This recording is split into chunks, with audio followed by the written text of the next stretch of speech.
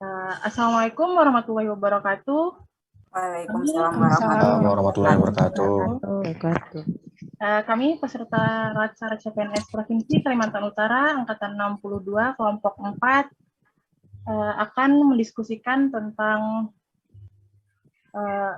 tugas mengenai isu terkait pelaksanaan penyelenggaraan pemerintahan dalam upaya mewujudkan smart government. Baik, sebelum itu alangkah baiknya kita memperkenalkan diri terlebih dahulu. Baik, dimulai dari Mas Freddy, silakan. Oke, perkenalkan nama saya Freddy Palangan, NDH 13, kelompok 4, asal instansi Bapenda, PT Wilayah Malinau. Terima kasih. Oke, selanjutnya saya sendiri, Atika Nisako Karimah, bertugas di KPH Bulungan sebagai peserta Latsar CPNS 2022 NDH 05 Angkatan 62. Terima kasih. Oke, perkenalkan saya dengan Yulita Pare, peserta Latsar 2022, Angkatan 62, NDH 43, instansi pada Biro Umum Sekretariat Daerah Provinsi Kalimantan Utara. Baik, perkenalkan nama saya Tuti Purwasi, saya bekerja di RSUD Dr. Haji Yusuf SK, Provinsi Kalimantan Utara. Saya peserta Latsar CPNS Angkatan 62 NDH 40. Baik, perkenalkan nama saya Prabandani Wahyu Pratama dari UPTD KPH Bulungan, Dinas Kehutanan Provinsi Kalimantan Utara, NDH nomor 29, kelompok 4, Angkatan 62 Latsar CPNS tahun 2022.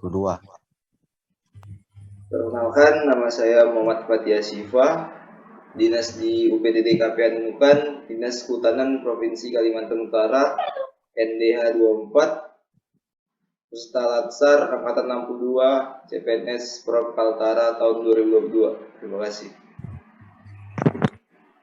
Baik, perkenalkan nama saya Marani Baru dari instansi Rumah Sakit Umum Daerah Dr. Haji Yusuf SK Tarakan.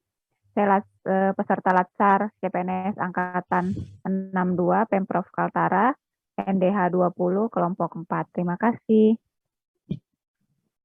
Baik, perkenalkan saya Farah Fabila Putri dari UPTD Tengkayu 1 Tarakan NDH 12 peserta Latsar CPNS 62 Angkatan 62 tahun 2002. Terima kasih. Baik, perkenalkan nama saya Dewi Stiulaika dari UPT KPH Bulungan, NDH 08 Latsar 62 Provinsi Kaltara. Baik, nama saya Desi Prilamsari Stianisi, CPNS dari Biro Umum Sedap Prof Kaltara dengan nomor NDH 07, peserta Latsar Angkatan 62.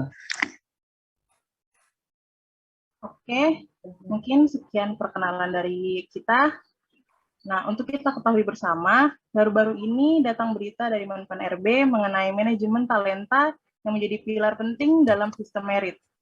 Nah, upaya pemerintah dalam mewujudkan smart government akhir-akhir ini sudah mulai berjalan. Nah, untuk teman-teman sendiri, ada yang tahu nggak apa itu smart government?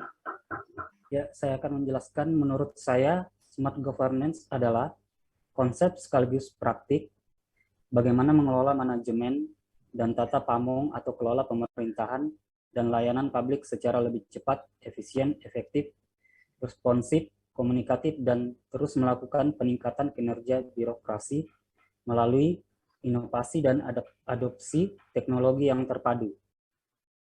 Smart governance ini biasanya didukung dengan manajemen talenta. Sekian.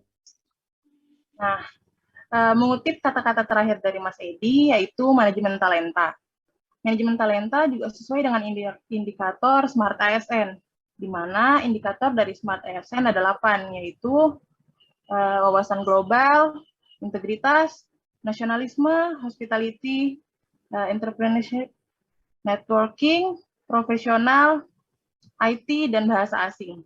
Jadi dengan adanya manajemen talenta ini bisa sebagai wujud implementasi kita menjadi Smart ASN. Nah, ada yang bisa bantu jawab nggak sih apa manajemen talenta itu?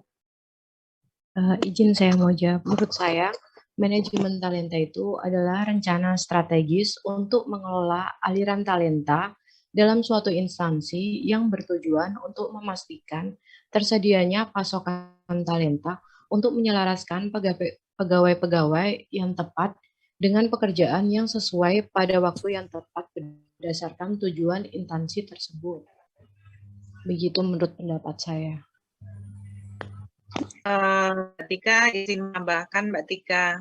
Ya, silakan. Kalau menurut saya juga merupakan berbagai rangkaian proses yang memang sudah terintegrasi antara yang satu dengan yang lainnya gitu.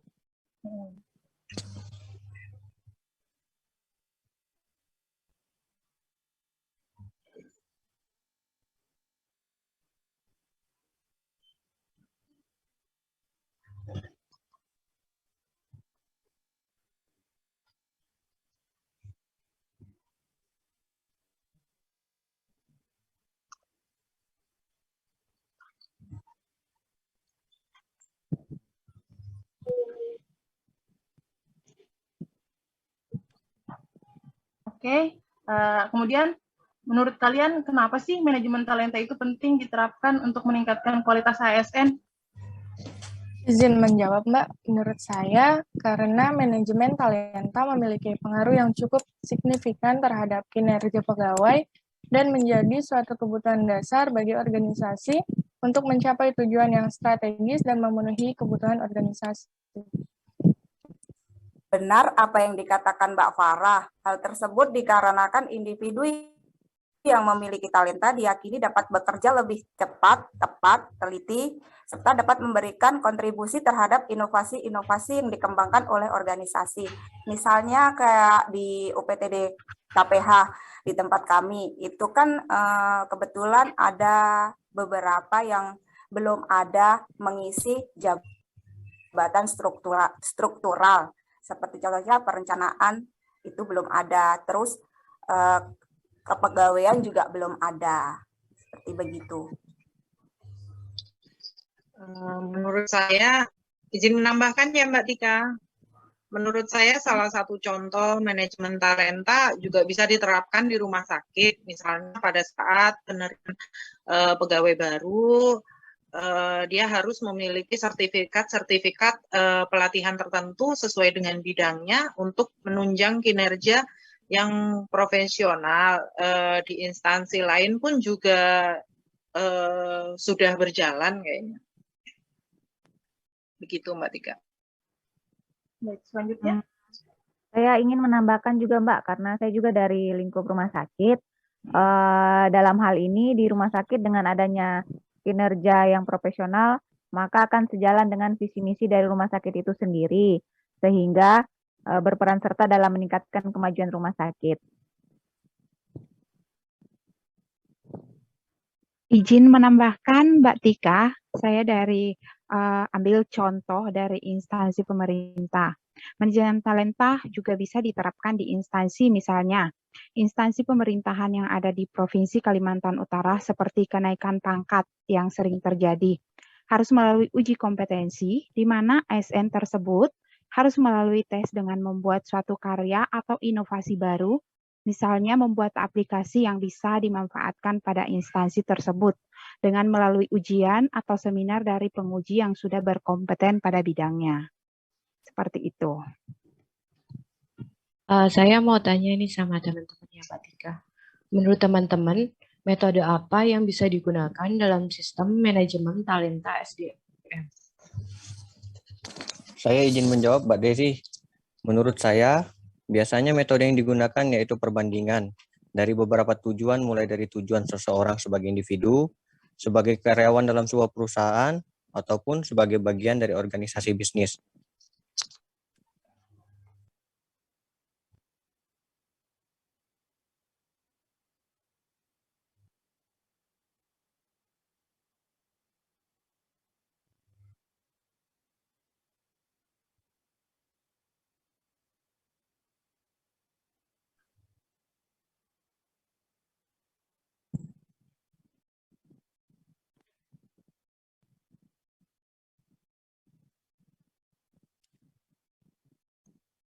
Ya, mungkin sekian diskusi yang bisa kita paparkan di hari ini. Terima kasih teman-teman atas waktunya. Ya, Mbak. Terima kasih. Ya, terima kasih juga. Mbak. Tara di hati. Tara di hati. Oke, terima kasih. Terima kasih. Terima kasih.